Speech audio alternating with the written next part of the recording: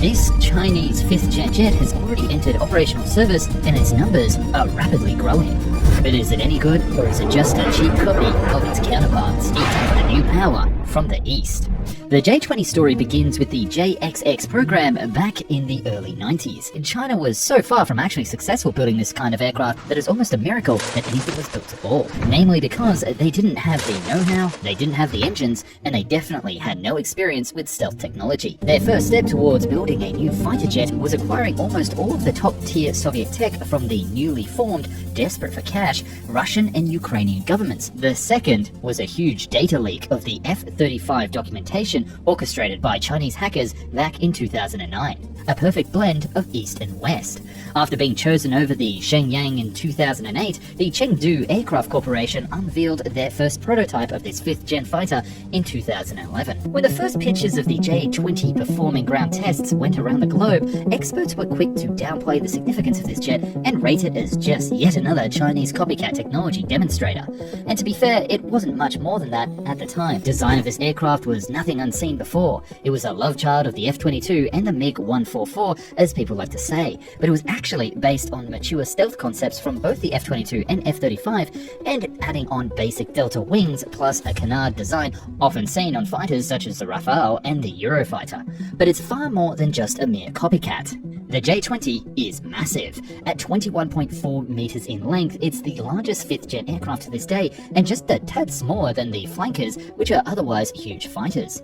Its canards are complementing its delta wing configuration due to instability in flight caused by a lack of horizontal stabilizers at the back of the fuselage. The vertical stabilizers, on the other hand, are very similar to the ones on the F-35, but are completely movable like the Su-57 and YF-23. You gotta wonder where they got that idea. And just like the MiG-144, the ventral fins are present on the bottom of the tail section for further stability in flight.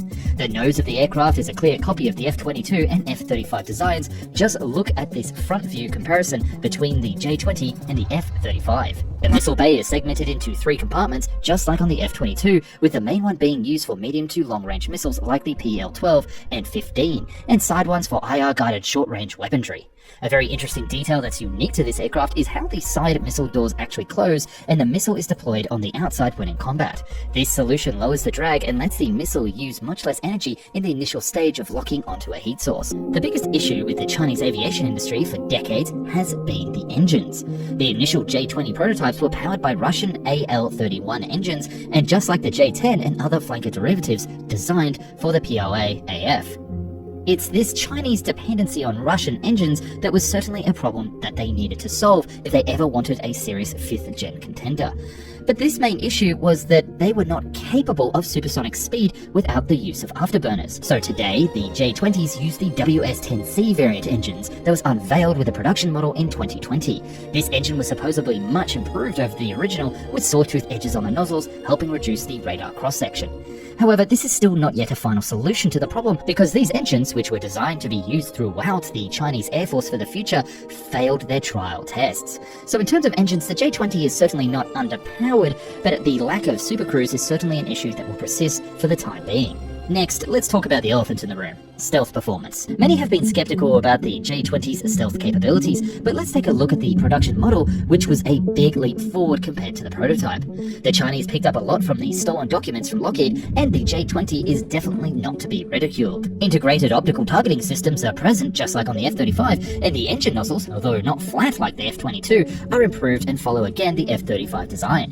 The jet has a new radar, 360 degrees early warning sensors, and although canards are somewhat that affects radar cross-section, there are plenty of aircraft that have canards and are actually still pretty good in that area.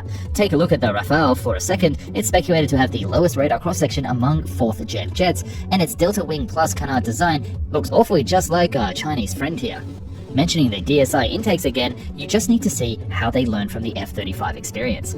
See that bump in the intakes? Well, the idea is to use it to slow down air entering at supersonic speeds and make the aircraft much more controllable in sharp turns. US General Kenneth Wilsbach said that after encounters with J-20s over the South China Sea, he was relatively impressed with the Chinese jets and how the E-3 might be obsolete in detecting them in time. China is now definitely capable of developing quality electronics for their aircraft, and most likely surpassing Russia in this area. All in all, whilst this jet is not on par with the F-22 in terms of stealth, engines or maneuverability, it is far from a bad plane, and probably a very dangerous threat for the F-35, an aircraft used by America's allies around the world.